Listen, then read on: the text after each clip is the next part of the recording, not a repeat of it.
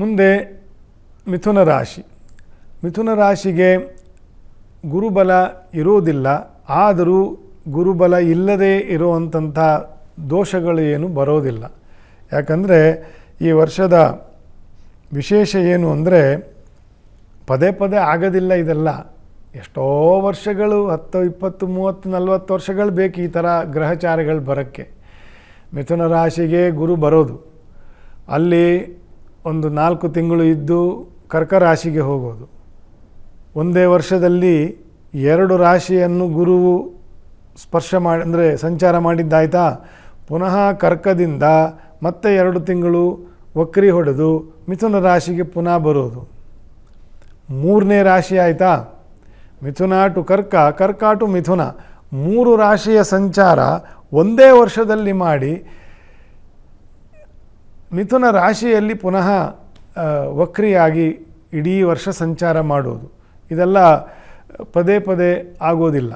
ಹಾಗಾಗಿ ಮಿಥುನ ರಾಶಿಯವರಿಗೆ ಅವರೆಂದೂ ಕಂಡಿಲ್ಲದೆ ಇರುವಷ್ಟು ಅವಕಾಶಗಳು ವ್ಯಾಪಾರಿಗಳಿಗೆ, ವಣಿಕರಿಗೆ, ವ್ಯವಹಾರಜ್ಞರಿಗೆ, ನೀತಿಜ್ಞರಿಗೆ, ಅಂದರೆ ಟೆಕ್ನಿಕಲ್ ಲೈನಲ್ಲಿ ಏನು ಇನ್ನೊಬ್ಬರಿಗೆ ಏನು ಸಲಹೆಯನ್ನು ಕೊಡ್ತಕ್ಕಂಥವ್ರು, ರಾಜಕಾರಣಿಗಳಿಗೆ ಸಲಹೆಯನ್ನು ಕೊಡ್ತಕ್ಕಂಥವರು, ಪತ್ರಕರ್ತರು, ಟೆಕ್ನಿಕಲ್ ಕೆಲಸ ಮಾಡ್ತಕ್ಕಂಥವರು, ಫೈನಾನ್ಷಿಯಲ್ ಲೈನಲ್ಲಿ ಇರ್ತಕ್ಕಂಥವರು,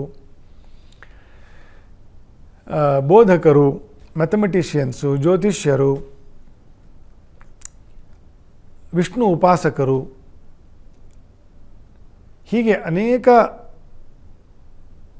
ಮಿಥುನ ರಾಶಿಗೆ ಸಂಬಂಧಪಟ್ಟಿರ್ತಕ್ಕಂಥ ಜನರಿಗೆ ಈ ವರ್ಷ ಬಹಳ ಬಹಳ ಒಳ್ಳೆಯ ಅನುಭವ, ಅನುಕೂಲವನ್ನು ನೀವು ಪಡೀತೀರಿ. ವಿಶೇಷವಾಗಿ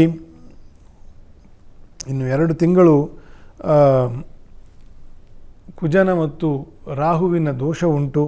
ಸುಬ್ರಹ್ಮಣ್ಯ ದೇವರು, ನರಸಿಂಹದೇವರು ಇವರಿಗೆ ಅಭಿಷೇಕವನ್ನು, ನಾಮಸ್ಮರಣೆಯನ್ನು, ತುಪ್ಪದ ಸೇವೆಯನ್ನು ಆಗಾಗ ಮಾಡ್ತಾ ಇರತಕ್ಕಂಥದ್ದು ಭಾಳ ಒಳ್ಳೆಯದು ಬುಧನ ಮಿಥುನ ರಾಶಿಯವರಿಗೆ.